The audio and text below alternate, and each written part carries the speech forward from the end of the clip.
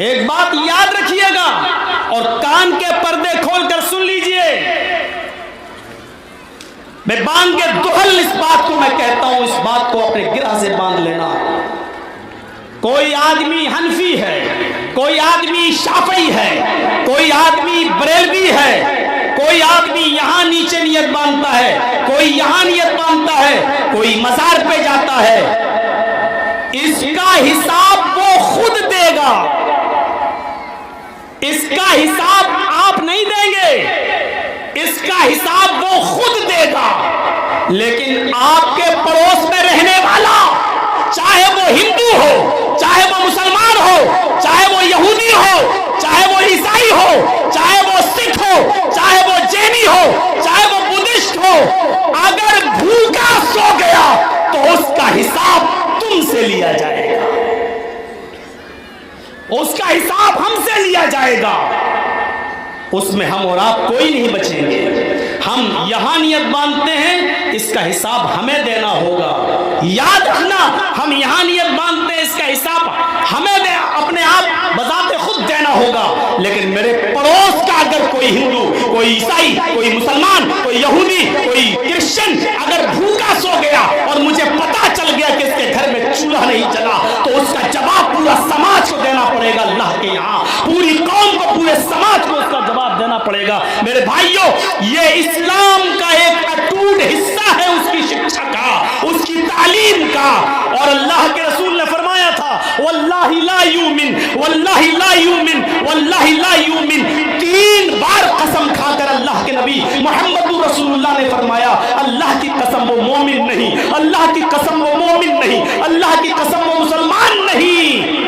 जो खुद पेट भर के खाना खा जाए और जिसका पड़ोसी भूखा सो जाए वो मुसलमान नहीं। मेरे नबी एक बार कहते तो काफ़ी था, लेकिन 3 बार कहा कि वो मुसलमान नहीं। इसकी अहमियत को समझना चाहिए। हम हैं कहाँ, कहाँ पड़े हैं हम? साल में एक बार करा लो जलसा, आ गए बहुत से लोग, सुन के चले जाएंगे और यहां पर जो बातें कही गई यहीं पर झाड़ कर निकल जाएंगे, कोई फर्क नहीं पड़ेगा। हम 20 साल से आपके इलाके में आ रहे हैं, 20 साल पहले आप जहां थे आज भी वही हो, आज भी वही हो। कोई चेंजिंग हमारी नजरों में नहीं है। ओफो, मुझे वो बस्ती भी याद है जहां कुछ लोग इस्लाम मजहब कबूल किए थे। इसी भारत के अंदर, इसी हिंदुस्तान के अंदर उन्होंने हिंदी में जब कुरान को पढ़ा और समझा, इस्लाम लाए, तो एक जलसे में मौलाना जर्जीस को टोका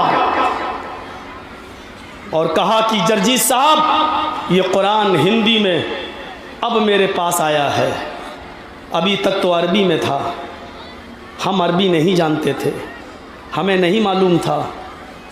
हमारी भाषा में, हमारे लैंग्वेज में जब इस कुरान का तर्जुमा किया गया तब हमें कुरान की सच्चाई समझ में आई, कुरान की शिक्षा समझ में आई। हमने कुरान को स्वीकार किया, उसकी शिक्षा को ग्रहण किया, अपनाया।